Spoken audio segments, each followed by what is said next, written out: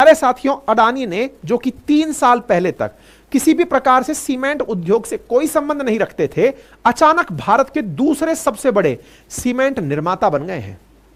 और ऐसे में इनके द्वारा शुरू की गई यह लड़ाई आगे औरों को भी मोटिवेट कर गई है। ऐसे में ही भारत की नंबर 1 सीमेंट निर्माता कंपनी अल्ट्राटेक, जिसके मालिक बिड़ला हैं, उन्होंने हाल ही में और कई कंपनियों का अधिग्रहण कर लिया है, ताकि इस नंबर 1 की लड़ाई में कि किसका मार्केट पर कंट्रोल होगा, उस पर बिड़ला आगे टिके रहें। लेकिन यह लड़ाई शुरू अगर हुई है तो इसका अर्थ यह है कि अल्टीमेटली इसका उद्देश्य, जो हाल ही में हमने जियो में देखा कि पहले कॉम्पिटिटिव प्राइसिंग में उतर करके जनता के सामने छा जाओ और जब किसी के पास कोई विकल्प ना बचे तो अपने हिसाब से बाजार भाव तय करो। उदाहरण के लिए आप आजकल भारत में उपलब्ध ऑप्शंस को देखिए। जब आप मोबाइल खरीदने जाते हैं तो 2-4 ऑप्शंस ही आपको मार्केट में दिखाई ढंग के देते हैं। आप ऑपरेटर्स देखते हैं तो 2-4 दिखाई देते हैं। आप कैब सर्विसेज देखते हैं तो 2-4 ऑप्शंस ही आपको ऑप्शन में दिखाई देते हैं। इसी प्रकार से आप ऑनलाइन सर्विसेज में, जो आपके लिए चाहे अमेजन, फ्लिपकार्ट हो, उबर हो या फिर ये हो, ये 2-4 लोग ही हैं जो प्राइस जैसे ही बढ़ाते हैं दूसरे लोग भी बढ़ा देते हैं। यानी मार्केट में एक अधिकार की लड़ाई के लिए जो कंपनीज आती हैं, दूसरों को पहले बर्बाद करती हैं, खुद टिककर नंबर 1 रह जाती हैं और फिर मार्केट को अपने हिसाब से चलाती हैं। या तो वो मार्केट मोनोपोलिस्टिक होता है या फिर ओलिगोपोलिस्टिक होता है, अर्थात यहां पर एक से कुछ ज्यादा लोग मिलकर के व्यापार पर नियंत्रण रख रहे होते हैं। अडानी की इस मंशा को आज हम आपके सामने रखेंगे और सरकार से दरखास्त करेंगे कि इसका समाधान आपके पास है, और वो समाधान क्या है वो आज मैं आपके साथ भी साझा करूंगा। क्योंकि इस लड़ाई में जिस तरह से टेलीकॉम सेक्टर में केवल 4 ही प्लेयर बच गए हैं, हालांकि सरकार ने बीएसएनएल को रिवाइव करने का इस बार के जो टेलीकॉम बजट में इन्वेस्टमेंट दिया है, अनाउंसमेंट किया है लगभग 90,000 करोड़ रुपए का, जिससे बीएसएनएल को रिवाइव करके इन्हें कंपटीशन दिया जा सके। ऐसे ही सरकार से डिमांड है कि अपनी कोई सीमेंट भी लेकर आइए जिससे इन लोगों को रोका जा सके। तो चलिए मैं आपको डिटेल में सारी बात बताता हूं और आपकी असली आवश्यकता पर आपका ध्यान आकर्षित करता हूं।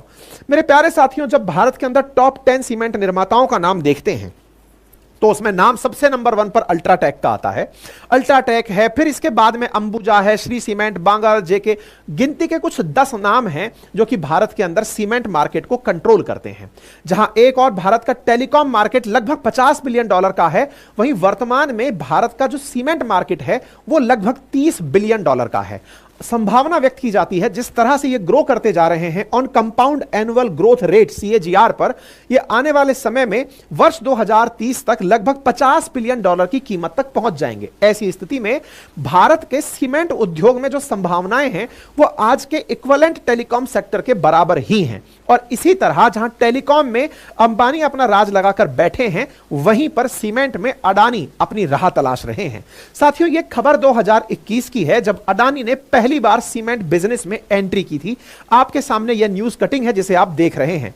सीमेंट उद्योग में पहली एंट्री मध्य 2021 में इन्होंने की थी और उसके बाद से इन्होंने अपनी शॉपिंग में पहले अंबुजा और फिर ACC, इन दोनों सीमेंट्स को खरीदकर भारत के अंदर सेकंड लार्जेस्ट सीमेंट प्रोड्यूसर बन गए। यानी कि देश में जिस अडानी को नहीं पता था कि कितना क्या करना है, जिसको सीमेंट के बारे में ABCD नहीं पता थी, वो अचानक शॉपिंग पे निकलते हैं, देश की 2 बड़ी कंपनियों को खरीदते हैं, सेकंड लार्जेस्ट सीमेंट निर्माता भारत के बन जाते हैं। अंबुजा सीमेंट और ACC के पास 70 मिलियन टन पर एनम की कैपेसिटी है, यानी कि ये इतने हद तक भारत के अंदर सीमेंट उत्पादित करते हैं। भारत दुनिया में चाइना के बाद दूसरा सबसे बड़ा सीमेंट निर्माता है। वो ना केवल सीमेंट बनाता है बल्कि वो एक्सपोर्ट भी करता है अपने पड़ोसी मुल्कों में। जैसे भारत के नजदीक जो गल्फ कंट्रीज हैं जो लगातार इंफ्रास्ट्रक्चर में ग्रो कर रहे हैं, उनके लिए भी सीमेंट एक्सपोर्ट करने में भारत महती भूमिका निभाता है। ऐसी स्थिति में अडानी, जो कि भारत में अपना जबरदस्त कोस्टल इंफ्रास्ट्रक्चर रखते हैं, यानी कि अडानी अपने पोर्ट्स रखते हैं, अब अगर वो सीमेंट भी बनाने में कामयाब हो जाते हैं तो वो अपने इन पोर्ट से अपना ही माल भी बेचने लगेंगे। बिल्कुल वैसे ही जैसे अमेजन पहले तो इंटरमीडियरी बनकर आए थे, लेकिन बाद में अपने ही प्रोडक्ट अमेजन किंडल जैसे प्रोडक्ट बनाकर बेचने लगे। अडानी पहले तक फैसिलिटेटर थे, अब अपना ही माल बना करके बेचने भी लगेंगे और उसमें ये सीधे ही दूसरे पायदान पर पहुंचते हैं। इनके आते ही मार्केट में हलचल मच गई। इन्होंने पैसे से जो शॉपिंग की, उसके चलते ही मार्केट के अंदर, कंपनीज के अंदर एक प्रकार की हलचल मच गई कि यार इन्होंने अचानक दो बड़ी कंपनियां खरीद डाली हैं, लगभग $10 बिलियन के आसपास। ऐसी स्थिति में इन्हें औरों को डर सताने लगा कि अगर ये बड़ी कंपनियों को खुद से उठा ले गए तो ये मार्केट को अपने हिसाब से ऊपर नीचे करना शुरू कर देंगे। इसी को ध्यान में रखते हुए जो इतने साल से सीमेंट उद्योग में टिके हुए बिड़ला साहब थे, कुमार मंगलम बिड़ला, जो कि अपना एसीसी अल्ट्राटेक सीमेंट चला रहे थे, उन्हें यह सताने लगा कि यदि ये नंबर 1 बन गए तो इनके पिछलग्गू हम हो जाएंगे। वही हाल होगा जो जियो ने किया है वोडाफोन के साथ, क्योंकि वोडाफोन भी बिड़ला ग्रुप का ही है। ऐसी स्थिति में जियो ने जिस प्रकार से पहले अपने आप का मार्केट पकड़ा और मार्केट पकड़ करके वोडाफोन को बर्बाद कर दिया, ऐसी स्थिति में इन्होंने अल्ट्राटेक सीमेंट के लिए अपने लिए नए रास्ते संभालने शुरू किए। बोले यार कुछ भी करो, अडानी जिस तरह से लगातार, देखिए पहले फिर पेना सीमेंट खरीदी, सांघी इंडस्ट्रीज खरीदी, माई होम्स इंडस्ट्रीज खरीदी, बोले ये धीरे धीरे अपना मार्केट कैप बढ़ाते जा रहे हैं।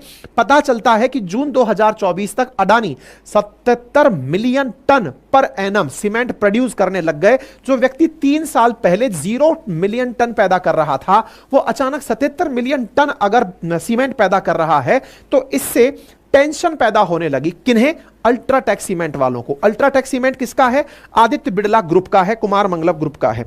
ऐसी स्थिति में आदित्य बिड़ला ग्रुप की तरफ से अपने अल्ट्राटेक सीमेंट की साख बरकरार रखने के लिए, मैं आपको बता दूं कि भारत में इंजीनियर्स चॉइस कहा जाता है अल्ट्राटेक सीमेंट को, कि साहब अगर लेंटर डलेगा तो अल्ट्राटेक सीमेंट से डलेगा। ये सच है, जब आप भी अपने घर में कंस्ट्रक्शन कराते हो तो ये जान पाएंगे कि इस सीमेंट ने अपनी क्रेडिबिलिटी लंबे समय से बरकरार रखी हुई है। लोग ये मानते हैं कि अगर सीमेंट कोई बढ़िया है तो ये है, इसकी कीमत भी तुलनात्मक रूप से ज्यादा होती है, और ये ज्यादा कीमत पर भी अपनी ब्रांडिंग को बरकरार रखे हुए हैं। यही कारण है कि मार्केट में इनका जो शेयर का जो भाव है वो भी ऑल टाइम हाई रहता है, और ऐसी स्थिति में इनकी जो मार्केट कैप है वो भी जबरदस्त है। मतलब इनका कोई सानी नहीं है, इन्होंने जबरदस्त मार्केट अपना बनाया हुआ है। अल्ट्राटेक सीमेंट देश में लंबे समय से चल रहा है और ये यूएई, बहरीन, श्रीलंका, इन सभी जगह पर अपना सीमेंट बेचते भी हैं। अपने इस सीमेंट की प्रोडक्शन की अगर आप जानकारी लें तो जहां अडानी अभी 77 मिलियन टन सालाना सीमेंट प्रोड्यूस कर रहे हैं, वही अल्ट्राटेक 150 मिलियन टन प्रति वर्ष सीमेंट प्रोड्यूस करते हैं। इनके द्वारा लगभग डबल सीमेंट प्रोड्यूस किया जाता है।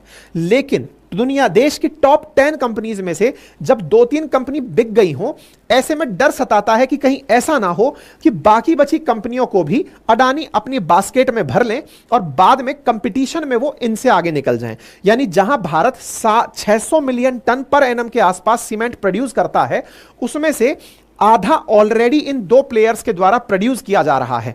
बाकी बच्चों को भी उठाकर अगर ये लोग अपने साथ ले गए तो फिर दिक्कत हो जाएगी। अल्ट्राटेक इस रेस में निकला और रेस में निकलकर अडानी को रोकने के लिए कहिए या मार्केट में नंबर 1 बने रहने के लिए, जो गलती जियो के साथ ये कर चुके थे वो अब नहीं करना चाहते थे, इसलिए इन्होंने अपने स्तर पर इंडिया सीमेंट को खरीदने का निर्णय लिया। ये इंडिया सीमेंट वही है जिसके बारे में 2 दिन पहले मैंने एक सेशन किया था, अगर आपको ध्यान हो, जिसके बारे में मैंने बताया था कि रॉयल्टी इज ए टैक्स और royalty is not a tax. जो मामला चल रहा है ये वही तमिलनाडु वर्सेस इंडिया सीमेंट का वाद था, अगर आपको याद हो। 2 दिन पहले भी जब मैंने एक सेशन किया था, अपनी पाठशाला पर डला हुआ है, आप चाहिए तो देखिएगा, जिसमें कि royalty is not a tax, typographic error थी जिसकी वजह से सुप्रीम कोर्ट की 11 जजेस की बेंच ने अपना फैसला बदला, याद आ रहा है? उस इंडिया सीमेंट का पहले इन्होंने कुछ हिस्सा परचेज किया और अब पूरी तरह से उसका मेजॉरिटी स्टेक परचेज कर लिया है, और ऐसा करके आपने अपनी और कैपेसिटी बढ़ा ली है। सुर्खी बनती है कि अल्ट्राटेक ने अपनी तरफ से एक्विजिशन ऑफ इंडिया सीमेंट का निर्णय कंफर्म कर दिया है। ऐसे आधार पर इंडिया सीमेंट का 32.72% हिस्सेदारी, पहले लगभग ये 22% हिस्सेदारी खरीद चुके थे, अब इनके पास में अल्ट्राटेक सीमेंट के पास में इंडिया सीमेंट की 55.49% हिस्सेदारी हो जाएगी। कुछ समय पूर्व ही इन्होंने इंडिया सीमेंट की लगभग 22% हिस्सेदारी खरीदी थी और अब 32% हिस्सेदारी खरीदकर अब ये 55.49% के साथ अल्ट्राटेक सीमेंट इंडिया सीमेंट की मेजर स्टॉक होल्डर बन गई है। कारण चाहे जो भी हो, लेकिन सबसे बड़े कारण में अडानी है, जिन्होंने 3 साल पहले इस इंडस्ट्री में घुसकर एक अधिकार की तरफ जो रेस लगाई उसको देखते हुए और अपने अनुभव, क्योंकि बिड़ला ग्रुप पहले ही वोडाफोन और आइडिया वाले केस में आइडिया का नुकसान जियो की वजह से होता हुआ देख चुके थे, अब इनकी वजह से नुकसान होता हुआ नहीं देखना चाहते थे, इसलिए अल्ट्राटेक को अपने नंबर 1 पर बनाए रखने के लिए उन्होंने अधिग्रहण शुरू कर दिए।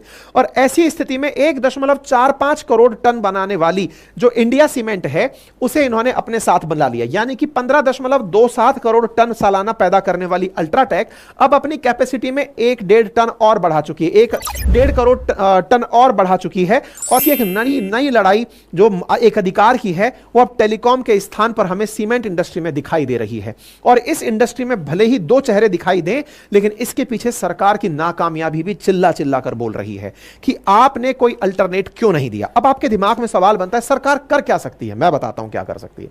देखिए साथियों, सरकार के पास एक बेहतरीन ऑप्शन है और वो क्या है, सरकार जो चाहे कर सकती है। कैसे कर सकती है? पहला तो सरकार अपने आप में एक बड़ा ब्रांड है। जब सरकार खुद अपनी तरफ से यूरिया के ब्रांड निकाल सकती है कि पेस्टिसाइड हम बनाएंगे, हम फर्टिलाइजर्स हम देंगे, तो सरकार आप एक तरह से सीमेंट भी खुद ही तैयार करिए। क्यों? क्योंकि इतना बड़ा आपके पास इंफ्रास्ट्रक्चर है। सीमेंट की जो बेसिक बुनियादी आवश्यकताएं हैं, चाहे लाइमस्टोन हो, श्ले हो, क्ले हो, सैंड हो, आयरन ओर हो, ये सब चीजें तो आप ही के पास है ना। सारी माइंस आप कंट्रोल करते हैं। माइंस मिनरल्स भले ही आप किसी को लीज पर देते हो, भारत की बड़ी बड़ी कंपनियां, चाहे लाइमस्टोन में सरकारी कंपनी हो, चाहे आयरन ओर में हो, चाहे सैंड में हो, आपके द्वारा नियंत्रित हैं। आपके द्वारा नियंत्रित हैं। तो रॉ मटेरियल जो सबसे बुनियादी आवश्यकता है, जिसे ये प्राइवेट प्लेयर्स माइंस खरीद खरीद के पूरा कर रहे हैं, वो काम आप अकेले लेवल पर कर सकते हो। यानी भारत सरकार के पास कच्चा माल खुद का उपलब्ध है। रही बात इसके अलावा इसको बनाने के लिए कोयले की, इसको बनाने के लिए बिजली की, तो साहब उसके लिए भी आपकी अपनी कोल इंडिया लिमिटेड है।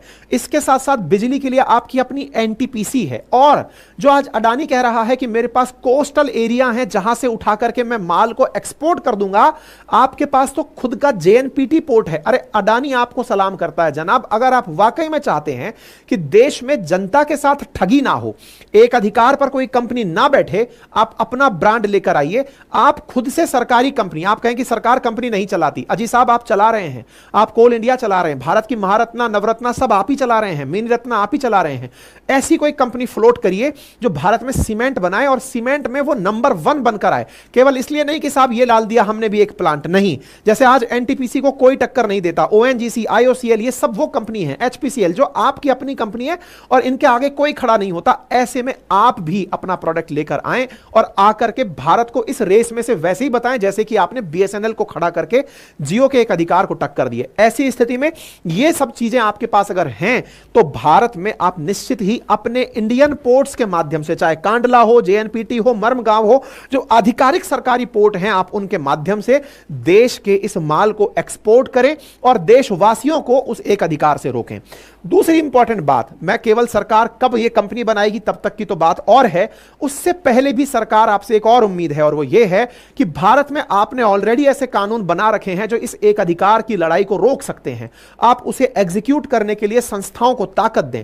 भारत में कंपटीशन कमीशन ऑफ इंडिया, जो कि बनाया ही मोनोपोलिस्टिक गतिविधियों को रोकने के लिए गया था, एमआरटीपी एक्ट के तहत, जब वर्ष 1969 में monopolistic regulatory trade practices act जब आया था, जिसमें यह तय किया गया था कि किसी भी कंपनी को भारत में एक अधिकार नहीं करने दिया जाएगा, उसी को अमेंड करके 2002 बनाया था, उसी को अमेंड करके 2007 बनाया, जिसमें आज कंपटीशन कमीशन ऑफ इंडिया यह तय करता है कि देश में किसी भी प्रकार के उद्योग में किसी एक का एक अधिकार ना हो। तो सरकार निवेदन है कि आप अपने इन आधारों को भी मजबूती दें और इस कंपटीशन कमीशन ऑफ इंडिया को इस बात के ऊपर ध्यान लगाने के लिए दें कि कहीं बाजार में ये लोग एक अधिकार करके भारतीय जनता के साथ वही धोखा तो नहीं कर देंगे जो कभी ईस्ट इंडिया कंपनी ने किया था।